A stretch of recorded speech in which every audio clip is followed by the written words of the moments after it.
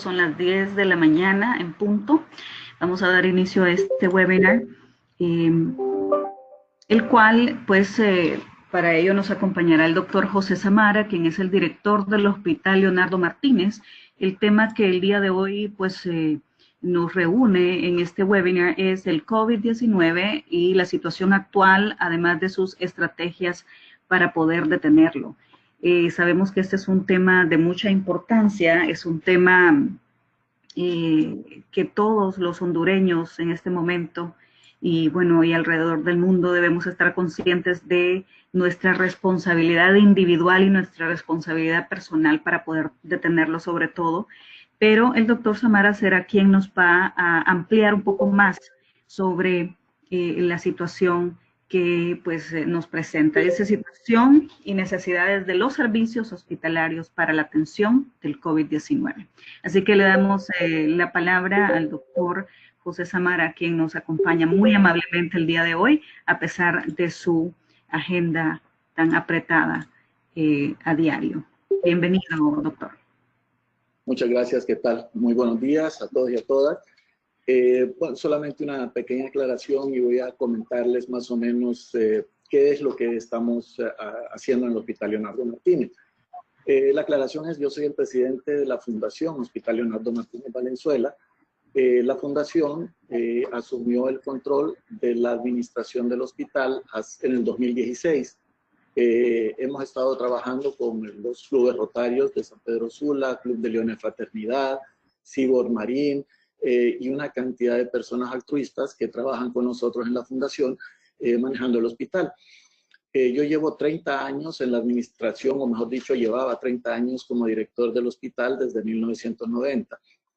Y cuando se cerró y se pasó al hospital Mario Catarino Rivas y luego se volvió a abrir el Leonardo Martínez, y en el 2015 logramos que el Hospital Leonardo Martínez fuera cambiado su perfil a Hospital Materno Pediátrico y de la Mujer.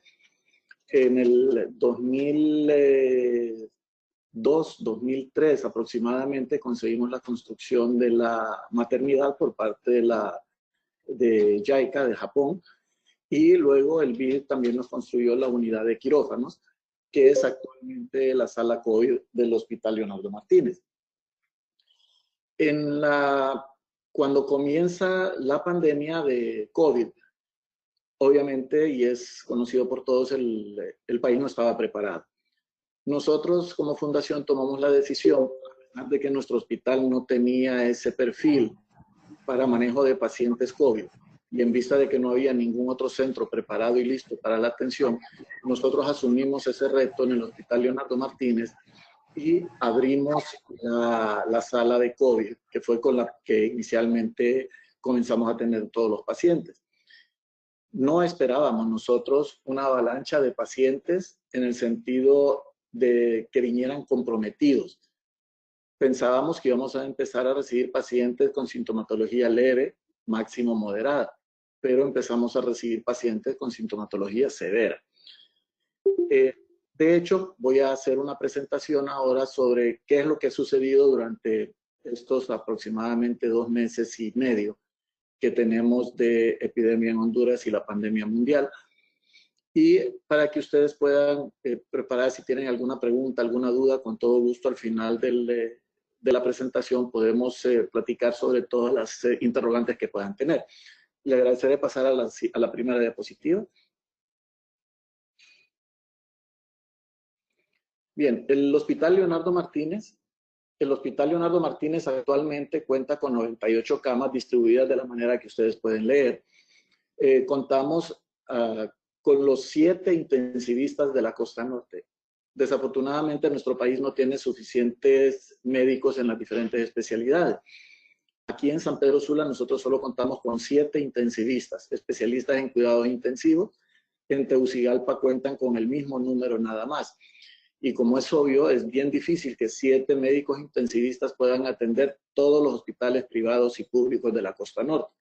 Pero a pesar de eso, nosotros en el Hospital Leonardo Martínez, con la fundación, contratamos a los 7 intensivistas. O sea, ellos trabajan para el hospital a partir de la pandemia de COVID-19, y ellos se están turnando 24/7, o sea, tienen turnos rotatorios mañana, tarde y noche en nuestro hospital atendiendo a todos los pacientes.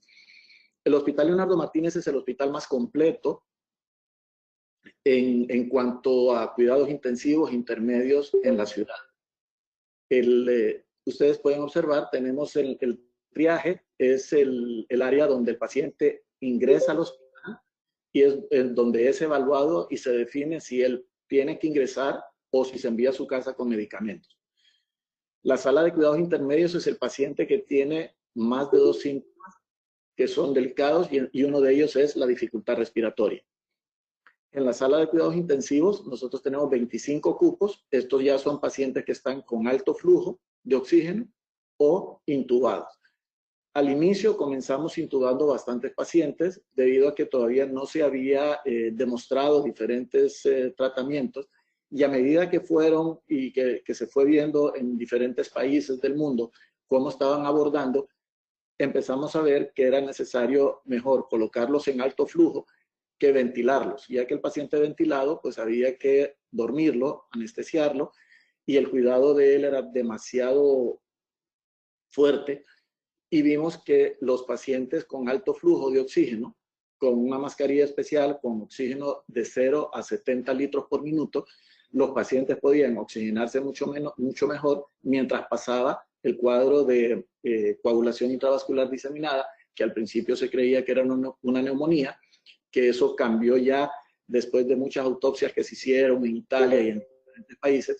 Se logró demostrar que no era una neumonía, sino que una coagulación intravascular diseminada y un cuadro inflamatorio en pulmonar y obviamente las arterias y venas. Y en base a eso entonces se empezó a cambiar los tratamientos y poco a poco fuimos empezando a generar más altas, más pacientes recuperados. Y más adelante vamos a ver en los cuadros de mortalidad a qué se debieron la mayor parte de esas situaciones. Además de la sala de UCI, nosotros hemos instalado una sala de labor y parto y puerperio para pacientes embarazadas que son COVID, que están positivas por COVID. Las tratamos en un área diferente. Obviamente, también se le hace todas las pruebas y se mantiene. Afortunadamente, la mayor parte, por decir más del 95% de las pacientes no presentan síntomas a pesar de que puedan estar positivas.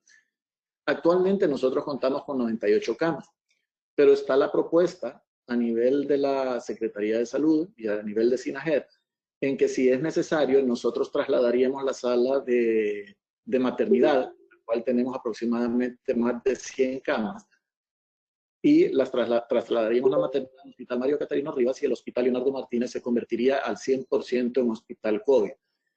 Para esto nosotros ya tendríamos aproximadamente más de 250 camas, ya que toda la consulta externa la convertiríamos también en sala COVID y así atender al 100%.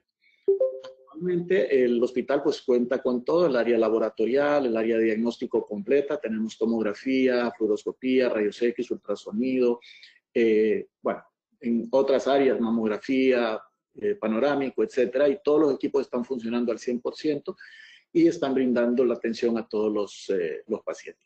Como podrán ver, nosotros tenemos más de 250 médicos, y entre personal y médicos solamente para estas 98 camas, con turno constante de 24 horas.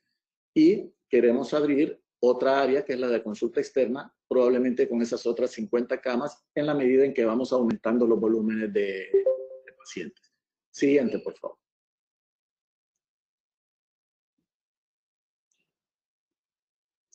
Bien, los ingresos que hemos tenido en el hospital desde la apertura el 10 de marzo, se han brindado 315 atenciones y con un total de 230 pacientes distribuidos, como lo pueden ver en el cuadro. En cuidados intensivos, 27 pacientes que fueron intubados, en cuidados intermedios 126, que en los 126 incluye los que están con flujo, alto flujo. En la sala de maternidad, 13 pacientes. En observación y triaje, 57, que estos generalmente son los que tienen sintomatología leve, con leve dificultad respiratoria que mejora al ponerles oxígeno. y llegan a la saturación indicada, pero que sin el oxígeno bajan a 90, 87 su concentración de oxígeno. Y se han mandado 85 pacientes a autoaislamiento en su casa. Siguiente. Los ingresos y egresos, pues han habido un total de 187 ingresos, 106 pacientes por alta médica, 7 referidos a otro centro y 74 muertes. Estas 74 muertes las vamos a ver en un momentito de cómo fueron. El desglose de los egresos por muerte, pues 50 fueron positivos COVID-19, 10 que fueron negativos, probablemente que no se lograron identificar en ese mismo momento, y 14 que todavía no han sido confirmados.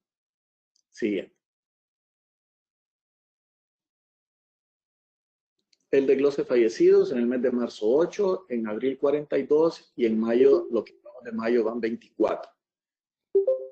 En desglose por sexo tenemos el 72% en hombres y el 21% y el 28% en mujeres. Siguiente, por favor. Y luego por departamento, de San Pedro Sula fueron 40, de Villanueva fueron 10, de Villanueva vino el primer brote, como ustedes recuerdan, ¿verdad? Y de ahí salieron los primeros fallecidos. En la Lima, de la Lima 3, de Pimienta 2, San Manuel 2, Choloma 1, Moa 1, Puerto Cortés 1. Y por departamento, pues el departamento Cortés tiene 60 fallecidos, y Lloro 6, Colón 2, Santa Bárbara 2, Lempira 2, Comayagua 1 y Copán 1. Siguiente.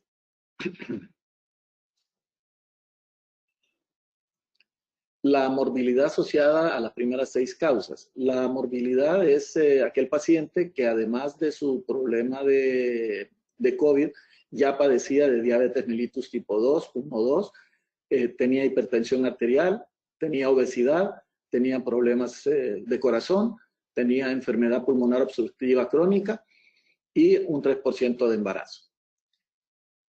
Casi el 95% de las mortalidades, del 100% de los fallecidos, el 95% tenía comorbilidad, ya sea una o dos de los que acabamos de enlistar. Bueno, en algunos 3 eran diabéticos, hipertensos y obesos, ¿verdad? Y entonces muchos coincidían con diferentes tipos de comorbilidad, y eso obviamente hacía falla multisistémica, y por esa razón, y con disminución de la captación de oxígeno, pues obviamente complicado demasiado a los pacientes. Siguiente.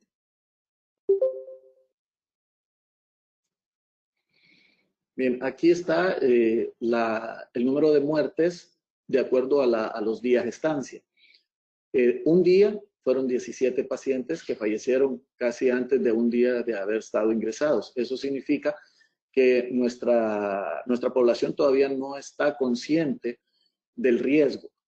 El riesgo mayor, o mejor dicho, el síntoma mayor en esta parte es la fiebre, la tos, la falta de apetito.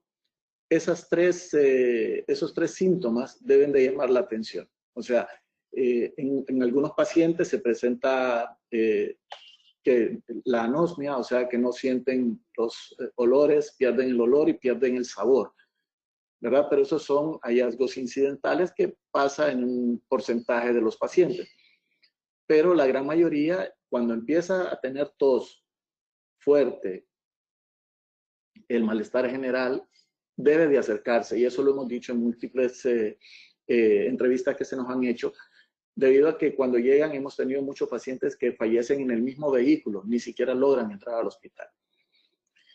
Pacientes que tuvieron estancia 2 días, es igual, venían demasiado comprometidos, de 4 a 7 días, casi las mismas circunstancias, si ustedes ven, casi las mismas cantidades. De 8 a 14 días ya son esos pacientes que ingresaron y que fueron colocados en alto flujo o que fueron colocados en cuidados intensivos. Igual el paciente de 7 a 15 días, o sea, de 8 a 15 días son aquellos pacientes los cuales los colocamos en alto flujo, pero que tenían comorbilidad. Entonces, si ustedes ven la alta incidencia de la comorbilidad, o sea, de padecer otra enfermedad, además del COVID, es directamente proporcional a alto riesgo de muerte.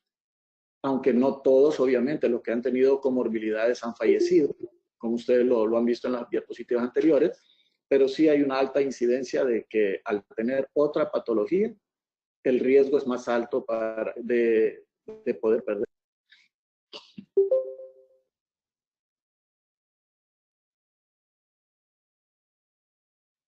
Siguientes.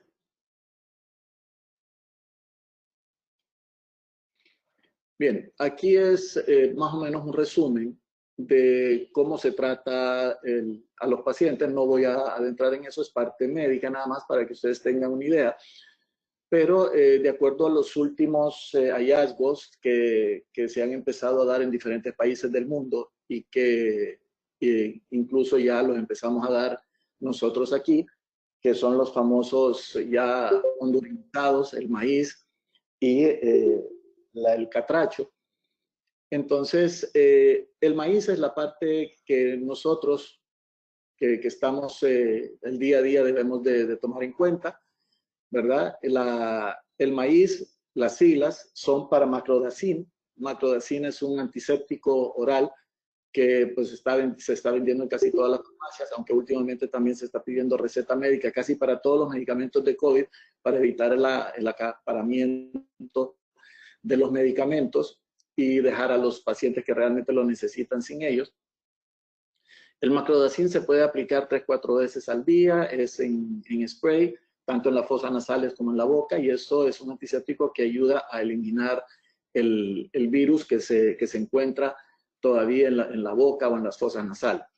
La citromicina, pues es un antibiótico conocido por la mayor parte de ustedes, es una tableta al día por 7 días. La ivermectina, que es un antiparasitario que se usa en animales, pero hay también pastillas para humanos que son de 6 miligramos, son 250 miligramos por cada kilo peso. Estamos hablando que una persona de 80 kilos debería tomar 3 tabletas diarias por 3 a 5 días, y una persona abajo de 80, digamos de 60 kilogramos, debería estar tomando 2 tabletas al día también por 3 a 5 días.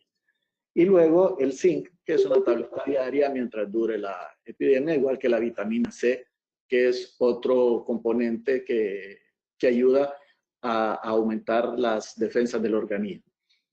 Y luego, pues el catracho ya es intrahospitalario, que ese ya es un tratamiento mucho más extenso, que habla de la pronación, o sea, colocar al paciente boca abajo, que eso se ha demostrado que permite la expansión, la mejor expansión de los pulmones, se adquiere mayor presión de aire, obviamente la mascarilla de oxígeno, ¿verdad? A alto flujo, también la colchicina, la citromicina, la hidroxicloroquina, cloroquina, los antiinflamatorios esteroidales, etc. Entonces, el tocilizumab, que es otro, que es el mismo Actemra, que ese es un tratamiento para VIH-Sida, pero que se ha visto que también funciona mucho en el tratamiento del COVID-19, así también como el ritonavir, que es un medicamento de igual forma y que se está viendo también que hay mucha respuesta a estos medicamentos. La siguiente.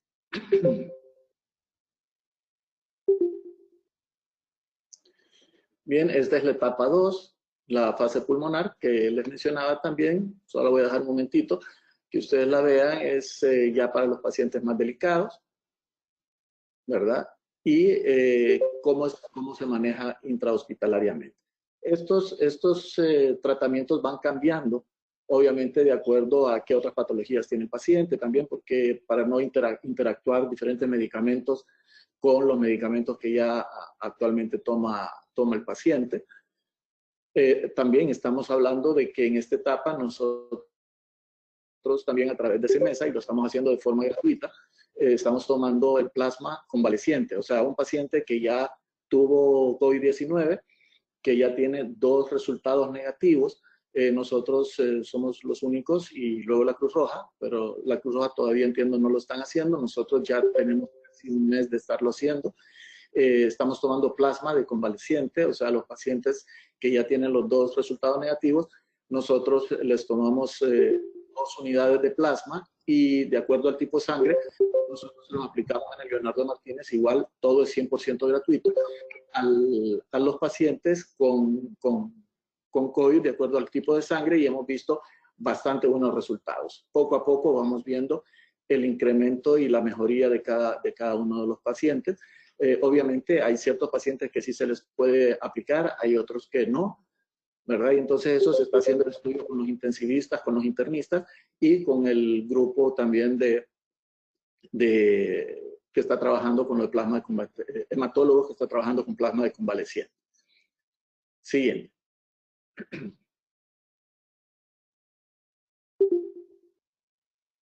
Bien, en la etapa 3, que es la parte de hiperinflamación o tormenta de citoquina, es la que dura de 10 a 14 días, que lo podemos ver cuál es el problema y cuáles son los parámetros que llaman la atención. Pues oximetría de pulso menor de 94.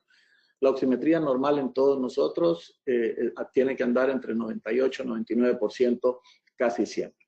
Una proteína C reactiva positiva, la radiografía o tomografía de tórax se logra ver más en la tomografía, es mucho más específico en la radiografía, porque a veces la radiografía aparenta ser normal, pero en la tomografía nosotros podemos observar las irregularidades que hay en el tejido pulmonar y se ve como vidrio esmerilado, ¿verdad? Y entonces eso ya llama la atención de que pueda estar el paciente en la etapa inicial de COVID-19. Un dímero D mayor de 1000 nanogramos por mililitro, perdón, y la ferritina mayor a 1000 nanogramos por mililitro. Luego los medicamentos que ya los mencionamos hace un momento, solo para retomarlo de nuevo. Siguiente. Bien, en cuanto a esto, es básicamente lo que nosotros hemos estado trabajando, como ustedes han visto ya en las noticias. Tenemos pues al doctor Oscar Díaz, que también está dentro del grupo del Hospital Leonardo Martínez, y el doctor Fernando Valerio. Y además pues están los demás, Luis Enamorado, Marcelino Vázquez, el doctor Walter, y todos ellos están pendientes al 100% en las salas. El doctor Oscar Díaz también trabaja en el Seguro Social. Perdón. El doctor Oscar Díaz es el director de la UCI del Seguro Social y si ha tenido alguna, vamos a ver, en cuanto se habla, dice, ¿por qué en el Seguro Social se ha tenido, o mejor dicho, el Seguro Social dice que no tienen, que ha reducido, perdón, la mortalidad de los pacientes que van al Seguro Social? Recordemos que son dos poblaciones completamente diferentes. La Secretaría de Salud pues atiende pongamos casi el 90% de la población, no tiene seguro, y la población, si ustedes se fijaron también, la predominancia es en adultos arriba de 55 años.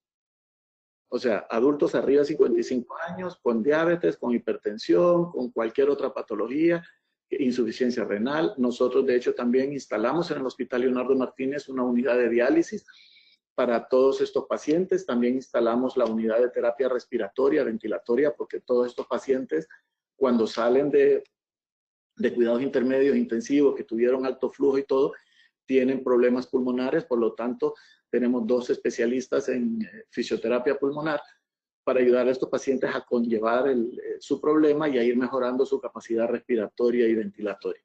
Entonces, decía pues que en comparación con el Seguro Social, pues como ustedes saben también, la empresa privada pues tiene muy, pero muy poco porcentaje de paciente adulto mayor. Y en la Secretaría de Salud es todo lo contrario. Casi el 70-80% de todos los pacientes que llegan son adultos mayores y la mayor parte con comorbilidad. Entonces, ahorita pues estamos abiertos a preguntas, dudas que tengan ustedes. En cuanto, antes de eso, solo para hablar sobre una parte que es la parte que nos tiene limitados ahorita, es la parte de las pruebas. La Secretaría de Salud no ha abierto la parte privada para pruebas de PCR todavía. Muy pocas empresas los tenemos, pero todavía no tenemos los reactivos porque no se ha aprobado que entren, ¿verdad? Tenemos muchas situaciones, por lo tanto, la prueba rápida en este momento es algo bastante importante para poder hacer un tamizaje general de las diferentes áreas y poder identificar en dónde se encuentra la mayor cantidad de pacientes infectados para poder hacer el autoaislamiento, o aquellos que no puedan, pues ya la Secretaría de Salud, también la municipalidad han hecho movimientos como en el gimnasio municipal, que está aquí a la salida de Teus. Ellos tienen 69 cupos, de los cuales están recibiendo los pacientes tanto del Hospital Mario Catarino Rivas como del Hospital Leonardo Martínez, aquellos pacientes que están, que son leves, o sea, que tienen sintomatología leve, y además aquellos pacientes que pueden autoaislarse en su casa debido a la situación socioeconómica en la que se encuentran, y son referidos por nosotros.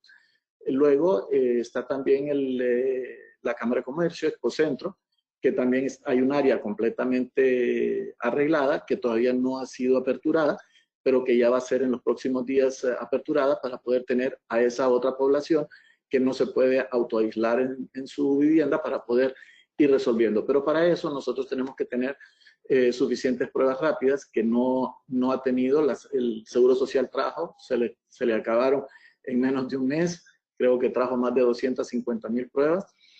Y igual con la Secretaría de Salud, pues no hemos tenido. O sea, ha sido muy poca la dotación de pruebas rápidas, más que todo muchas donaciones de algunas empresas privadas, 1,000 pruebas por un lado, y así hemos ido nosotros. Pero sí es urgente lograr hacer un tamizaje para poder ya ir separando a la población que está contaminada, o los sectores por los cuales están bastante contaminados, para hacer un cerco epidemiológico y darles su tiempo que pasen su área de infestación, que son de 14 a 21 días, para luego proceder a hacerles nuevos estudios y verificar que ya están negativos. Ahora sí, cualquier pregunta o duda que tengan, a sus órdenes. Excelente, doctor Samara. Sí, ya tenemos una pregunta del ingeniero Zenén Villanueva en el chat. Dice, ¿el microdacin se puede utilizar como profiláctico? ¿En qué dosis? Y de no encontrarse, ¿se puede considerar la derminova como un sustituto? Sí, o sea, el microdacin actualmente hay en varias farmacias. Aquí entiendo que Farmacia E, Farmacia Simán tenían varias de ellas. Y realmente no es tanto, es un antiséptico oral, que se ha visto que mejora. No es 100% profiláctico, es simplemente algo que nos va a ayudar a eliminar la cantidad de virus que podamos tener nosotros en la boca o en la nariz, tratando de bajar la carga viral del COVID-19. Y entonces, al bajar la carga viral, o sea, el grado de infestación que tenemos en nuestro organismo es mucho menor, por lo tanto los síntomas van a ser leves.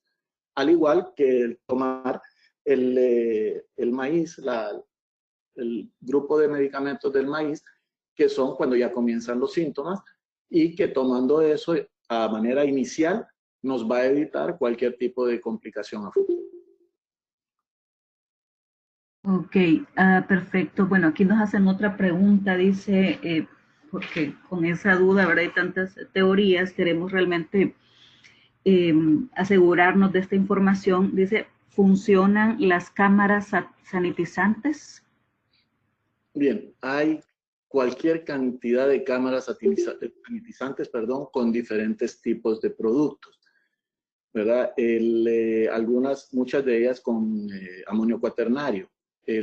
Se ha visto y se ha identificado que no hace más daño el amonio cuaternario que realmente el beneficio que pueda dar. Otros hay unos a base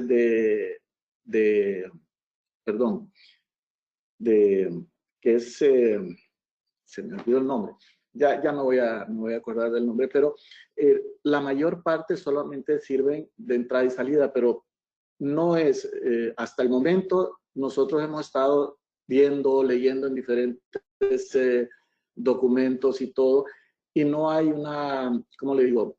Una respuesta real de un 100%, porque lo único que hace es quitarnos, entre comillas, ¿verdad? Por donde llega el flujo, esterilizar en algún momento, por ese tiempo nada más, lo que tengamos nosotros en nuestra ropa. pero lo que tengamos en nuestra ropa no es que va a salir de nuestra ropa y va a volver otra vez al aire, sino que ya quedó ahí. Y luego salimos otra vez y nos volvemos a contaminar, y generalmente la mayor parte de los productos esos se evaporan en tiempos cortos. Entonces, habría que verlo. Se ha tomado en cuenta en muchos lados que sí podría beneficiar, pero hay que ver la realidad. O sea, no he visto todavía pruebas de tomas de muestras de personas que después de pasar por una cámara de estas, se les toma una muestra y se ve el laboratorio a ver si realmente está funcionando o no. Excelente, sí. Bueno, también nos preguntan, dice, ¿en qué etapa de la curva epidemiológica estamos y qué acciones adicionales debemos tomar las empresas en este momento? Bien, actualmente hay varias opiniones, ¿no? Se decía que ahorita en mayo, en la mitad de mayo, teníamos una de las curvas más altas. Ahora se habla de en junio. Se ha hablado de cantidades que no están, ni siquiera se nos cruzan por nuestra mente, hablando desde el punto de vista hospitalario, como para el caso de que vamos a tener más de 50,000 infectados ahorita para el mes de junio, lo cual, en nuestro criterio y de acuerdo a los números que hemos estado observando, pues no se maneja. Perdón, igual se habla de tener una cantidad increíble de más de 150 pacientes en cuidados intensivos. Es completamente en cada área, en cada sector, lo cual también es bastante alto. Nosotros actualmente en el Hospital Leonardo Martínez tenemos 43 ventiladores, de los cuales en alto flujo, lo estamos usando en alto flujo, ventilados con tubo, solo tenemos uno, y tenemos 17 que están con alto flujo. O sea, el resto de todos los equipos están parados esperando que tengamos más pacientes, pero el volumen proyectado, no quiero mencionar que sea para alarmar a la población, probablemente lo hicieron en base a números que ellos han estado manejando, pero hemos visto que la realidad no va directamente proporcional. Obviamente hay una subinformación de todos los pacientes positivos en vista de que no hay suficientes pruebas, no estamos haciendo suficiente tamizaje con pruebas rápidas y todo eso. Pero cuando hablamos de la cantidad o la capacidad hospitalaria para atender lo que se ha manejado, no hay cupo, no tendríamos cupo para hacerlo. Pero lo que hemos estado viendo hasta ahora es manejable y nosotros todavía tenemos más espacio en el hospital. Igual el Hospital Mario Catarino Rivas está habilitando 80 camas para poder atender pacientes COVID. Actualmente tienen 30. Y estamos en esa parte de ir viendo qué pasa. Dios está con nosotros y esperemos que no tengamos esa avalancha de pacientes como se menciona, que no lleguemos a ser como Ecuador, como se ha visto en las noticias, que los pacientes fallecen en las calles y etcétera. Esperemos que no. Ahora, ¿qué deben de hacer las empresas? Era la otra pregunta, ¿verdad? Sí, correcto. Bien, hay dos situaciones. Una, es importante que las empresas puedan identificar a todos sus empleados positivos. Obviamente, y eso tiene que hacerse con pruebas realmente fidedignas. Hay de todo en el mercado, como dicen, ¿verdad? Hay pruebas que vienen que no cumplen con los requisitos y eso hemos estado hablando también nosotros con la ARSA, que siempre hacemos pruebas y hacemos cotejación o cotejamos, mejor dicho, cada una de las pruebas entre diferentes laboratorios para verificar la veracidad o mejor dicho la fineza o la sensibilidad, perdón la palabra, la sensibilidad de las pruebas. Y hay muchas que nosotros hemos dicho a los proveedores que realmente no funcionan porque tienen un alto grado de error. Pero actualmente están viniendo varias que ya las hemos probado y hemos hecho las pruebas de control y están funcionando con un 98% de seguridad. Hay una diferencia y es importante que todo el mundo la sepa. Las pruebas rápidas funcionan con IgG, IgM. O sea, el IgM es los anticuerpos recientes. O sea, son los que detectan. Si yo tengo síntomas de COVID, mi cuerpo empieza a generar anticuerpos. Fíjese bien, dije síntomas. Si no tengo síntomas, mi cuerpo no va a generar anticuerpos. Por lo tanto, soy un positivo asintomático, pero solo por PCR, perdón. Si yo me hago la prueba rápida, casi en un 95% me va a salir negativa porque mi cuerpo no tiene anticuerpos. Y la prueba rápida lo que detecta son los anticuerpos en el organismo. Entonces, la IgM son los anticuerpos tempranos, o sea, de una enfermedad activa, y la IgG, cuando sale positiva, es que yo tuve una infección por COVID-19. Entonces, ¿qué pasa con esos pacientes asintomáticos? Que pueden ser positivos, y eso solo lo sabríamos nosotros por PCR, y que están asintomáticos. Pues en ese sentido habría que hacer, primero, hacer el tamizaje de todos aquellos por prueba rápida que pudiesen estar con síntomas y positivos. Y luego ir separando, o mejor dicho, haciendo un apartado de estos otros pacientes que puedan estar negativos, pero no sabemos si son negativos asintomáticos o realmente son negativos. Entonces a ellos hay que hacer dos cosas. Una, reforzar la seguridad, y dos, hacerles un PCR. Esperamos nosotros tal vez ahorita que dentro de los próximos 15 días, máximo 15, 20 días, ya se permita, porque varios laboratorios están trayendo el PCR, y en algunos casos se va a poder hacer hasta 800 a 1000 estudios por día. Y obviamente el precio, estamos buscando de qué forma los precios pueden ser accesibles, de manera de, obviamente, no hacer quebrar a ninguna empresa, pero sí a mejorar y generar la producción, o sea, incentivar la producción.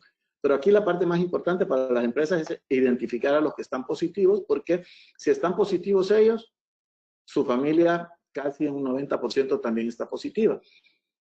Y entonces, y ese es un ciclo que hay que ir deteniendo y hay que ir controlando. Bueno, aquí el ingeniero Ricardo Yar nos pregunta qué estrategias específicamente tienen preparadas para las pruebas rápidas. Bien, a través de las regiones, nosotros tenemos la región metropolitana, que es la que se encarga de todo el área de San Pedro Sula, y la región departamental. Digo nosotros como, aunque yo no soy empleado de la Secretaría de Salud, simplemente hacemos labor social con la Fundación Hospital Leonardo Martínez Valenzuela, pues fui parte del sistema durante bastante tiempo.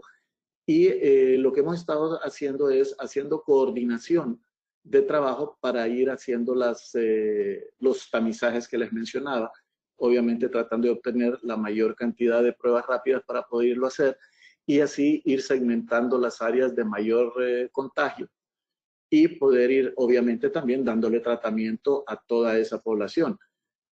Nosotros en el Hospital Leonardo Martínez hemos recibido algunas donaciones de pruebas rápidas. Eso nos ha ayudado bastante porque hemos enviado a los pacientes ya de un solo con su tratamiento a su casa, y no solo a ellos, sino que también a su familia. Y así nosotros ya con tratamiento estamos evitando y disminuyendo la cantidad de pacientes que llegan a hospitalizarse porque no tomaron sus medicamentos a tiempo, ¿no? La estrategia que se está tomando, obviamente, con la Secretaría de Salud también, es más o menos la misma. Se están abriendo más centros de acopio y de atención a los pacientes en las diferentes ciudades aledañas a San Pedro Sula, sobre todo la parte de Maquila, la parte de la producción, obviamente. Y se está trabajando en conjunto para lograr controlar lo más rápido posible todos los pacientes positivos. En la medida que nosotros no controlemos a los pacientes positivos, esto no se va a terminar nunca hasta que el 100% de la población hondureña se contamine. Una. Dos, recordemos que a nivel mundial también se ha visto que hay reinfección, ¿verdad? Y esa es otra de las situaciones que tenemos que tomar en cuenta siempre. En Honduras todavía no hemos visto ninguna, pero sí se ha diagnosticado reinfección en muchos pacientes, sobre todo en España, en Italia, y en Estados Unidos incluso. Sí, bueno, y casualmente nos dice Esther Amaya, que nos acompaña también el día de hoy, dice: saludos, doctor Samara, gracias por tan importante presentación y gracias a Fundarse. Dice que le preocupa la falta de pruebas y vemos nuestras calles llenas de personas que viven en bordos y no andan ningún tipo de protección.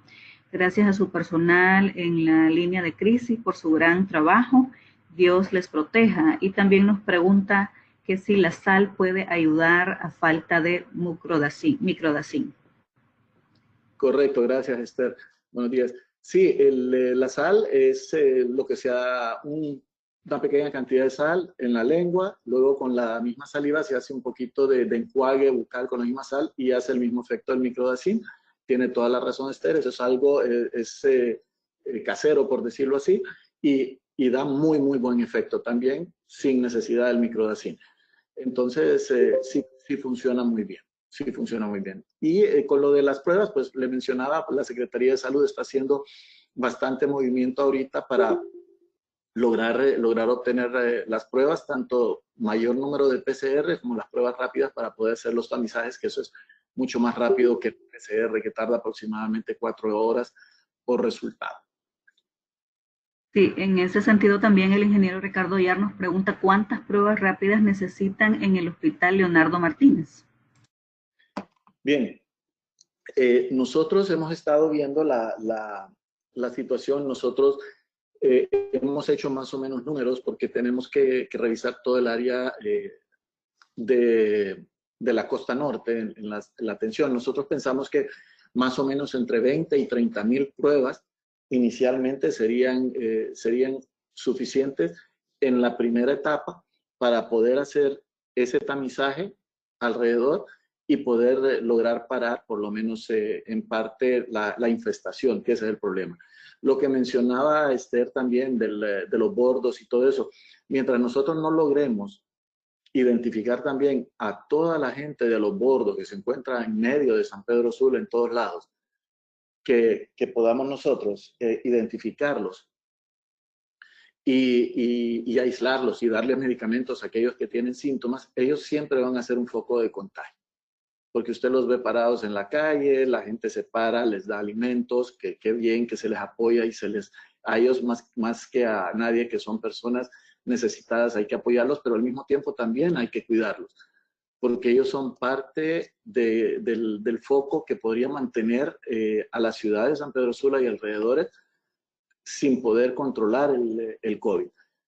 Entonces, esas áreas también, y lo hemos discutido ya también con la Secretaría de Salud, con el doctor Roberto Cosenza, que es el coordinador de la Costa Norte por parte de la Secretaría de Salud para la atención de COVID, todas estas situaciones, y eso es una de las estrategias que tenemos que hacer.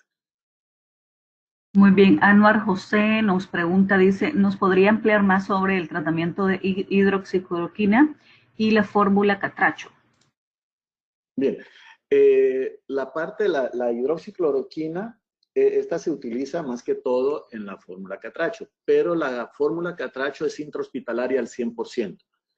O sea, la Catracho se le da a los pacientes que realmente necesitan hospitalización, que ya están con insuficiencia respiratoria, que ya tienen, todos los síntomas, la tos fuerte, la insuficiencia respiratoria, tienen problemas pulmonares serios, ¿verdad? Y este ya es un tratamiento intrahospitalario, que le mencionaba que funciona está dentro de los medicamentos utilizados la colchicina, los antiinflamatorios esteroidales, obviamente el oxígeno, la pronación del paciente, colocarlo boca abajo, tenemos los anticoagulantes, el tocilizumab, el ritonavir, que son los medicamentos que se están dando para pacientes bastante graves.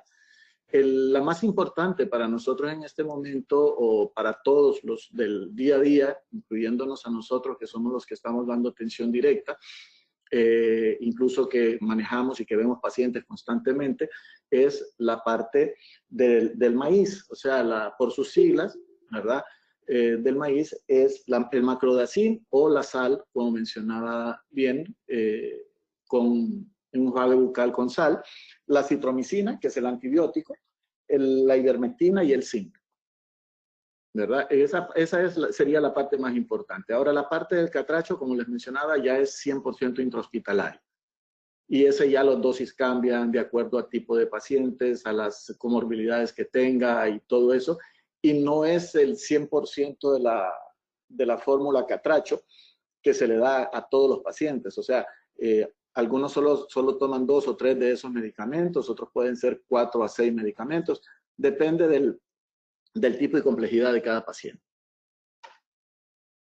Muy bien. Karen Vallecillo dice, cuando se habla de aplicar pruebas rápidas a un determinado porcentaje de la población laboral en cada empresa, estas están recomendadas en el Manual de Reapertura y Reactivación de la Economía, es decir, que deben ser soportadas por una orden médica.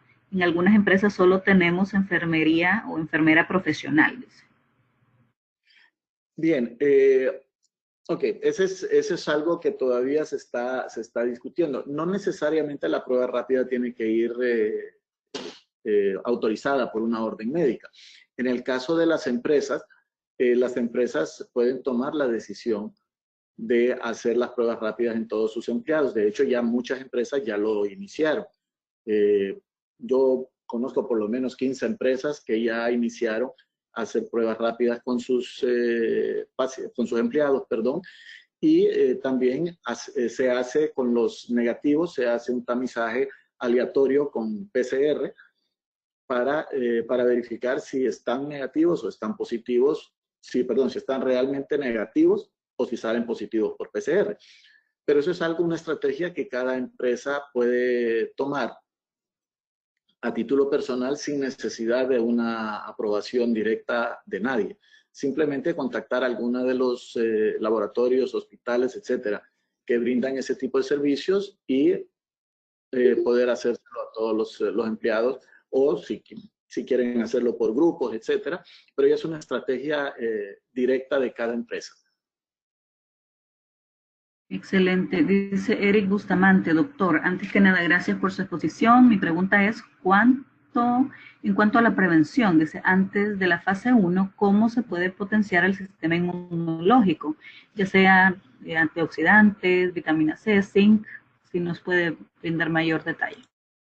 Bien, la mayoría, casi de todo el personal de salud, ¿verdad? Y incluyendo los intensivistas que están, y los médicos internistas, y las enfermeras, médicos generales y todos ellos incluyéndome, estamos tomando la vitamina C, 1 gramo diario, una tableta de zinc de 50 miligramos al día.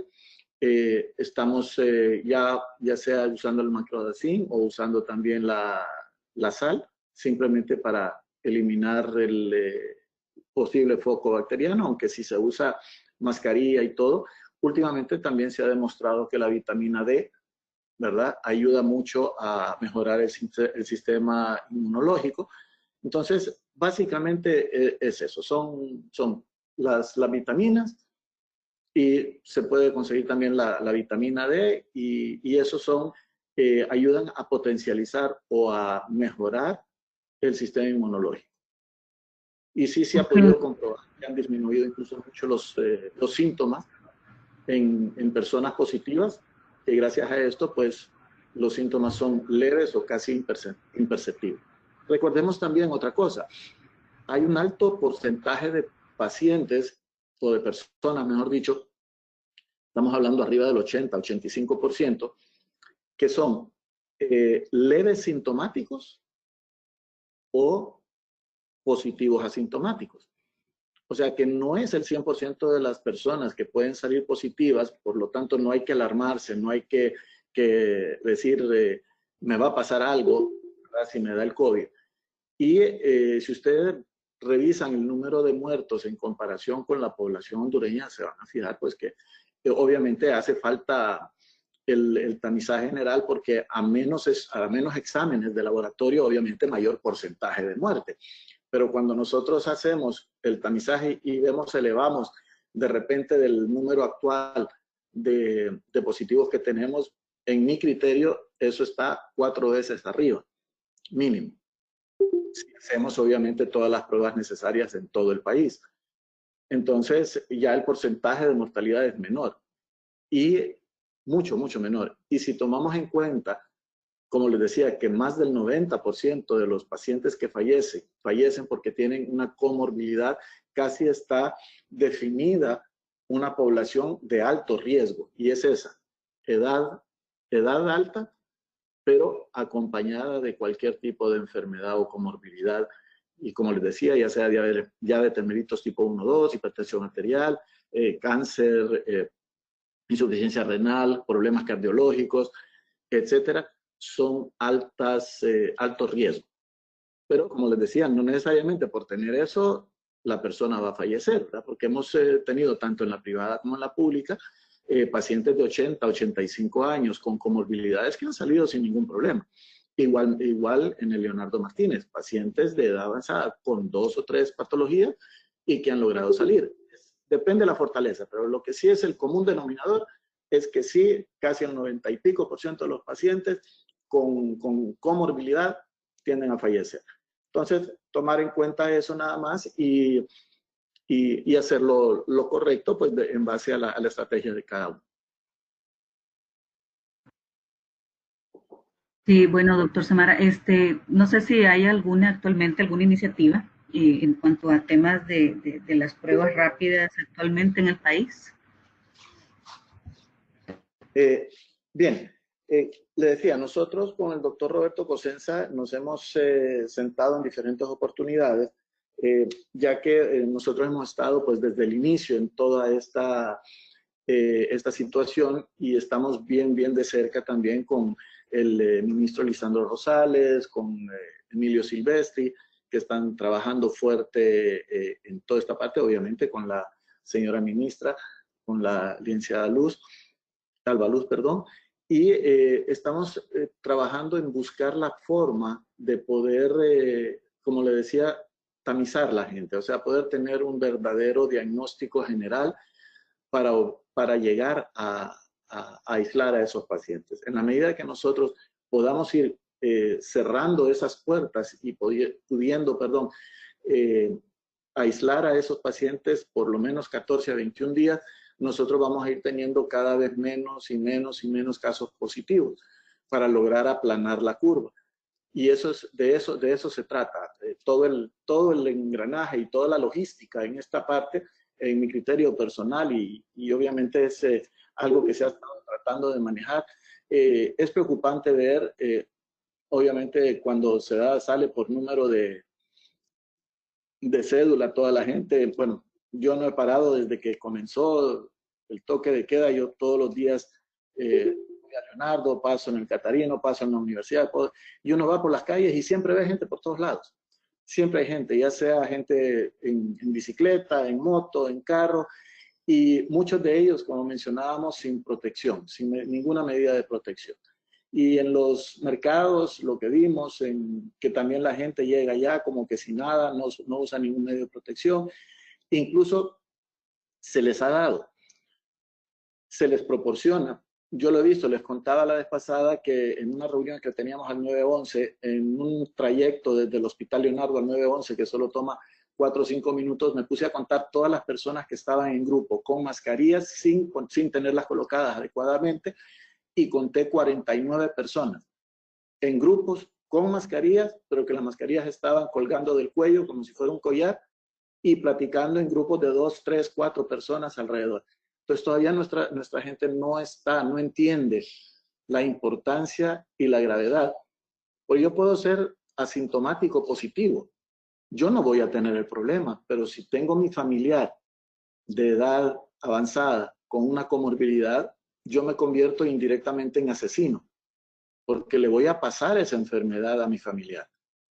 Y mi familiar probablemente vaya a morir, o en el menor de los casos a padecer una situación increíblemente desesperante para una persona con falta de respiración, etcétera, con fiebres altas, con malestar general, simplemente porque yo no fui lo suficientemente inteligente como para pensar en los demás.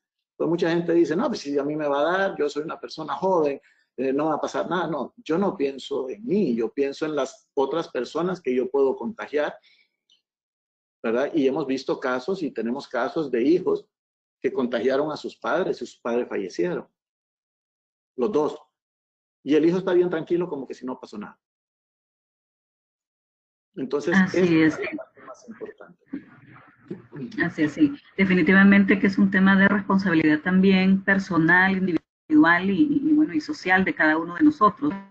Estamos ya a 5 minutos de finalizar este webinar y pues bueno, don Roberto Leiva nos dice un saludo, doctor Samara, gracias por su importante presentación y también por el gran apoyo a la Fundación del Hospital Leonardo Martínez. Gracias por la información compartida, nos dicen también por aquí. Tenemos, bueno, realmente hay tanta información y tantas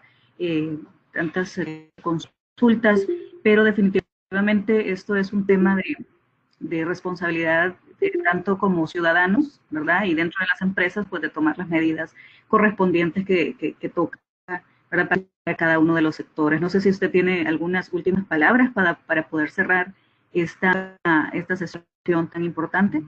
Bueno, realmente agradecerles su presencia y el interés que han tenido para revisar toda la casuística del COVID-19 y el apoyo que obviamente han hecho ustedes, cada uno a sus empresas, perdón, y el apoyo que puedan dar para trabajar en pro de tratar de bajar esa curva que nosotros tanto nos preocupa, porque no solamente es la parte médica, la parte de salud, sino que la parte económica del país. Obviamente, mientras el país siga parado, mientras el país siga sin producir, la situación del país se vuelve cada vez más fea, más caótica, y eso pues obviamente no le conviene absolutamente a nadie.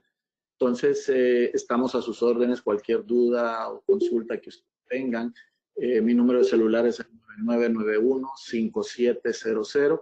Por si necesitan cualquier consulta, obviamente con el mayor de los gustos, podemos ayudarles, o cualquier situación que necesiten, un empleado o algo en el hospital, Leonardo Martínez, con todo lo podemos apoyar. ¿Nos repite, por favor, doctor, el número? 9991-5700. 00. Ahí se los estoy poniendo a nuestros asistentes en el chat. Y bueno, no sé si don Ricardo Yar tiene algunas palabras finales también, quien es miembro de la Junta Directiva de Fundarse, y pues que también fue quien nos dio la iniciativa de poder realizar este webinar. Así que le doy algunos minutos al ingeniero Ricardo Yar. Muchas gracias. Gracias, doctor, por estar con nosotros este día, y especialmente por el apoyo que usted le está dando a nuestra población a través del Hospital Leonardo. Seguiremos apoyando. Yo sé que todos los que estamos presentes acá, de una u otra forma, hemos hecho algo para aportar a nuestro país en esta crisis, y le comentamos también que como miembro del Comité de Crisis, Fundarse, hemos tomado la iniciativa de lograr una meta entre las empresas miembros y los que quieran donar, de 10,000 pruebas. Ya vendrán para el hospital, como usted ya sabe, vienen 2,000 pruebas, y estamos poniéndonos como meta llegar a 10,000 pruebas rápidas para donarle al Hospital Leonardo Martínez, que usted dirige.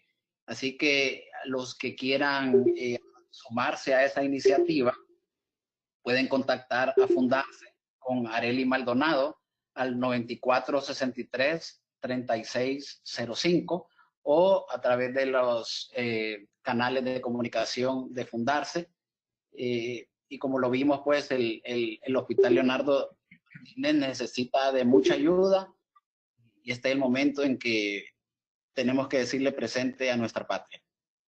Muchas gracias, doctor, nuevamente, y gracias a todos por habernos acompañado. Muchas gracias.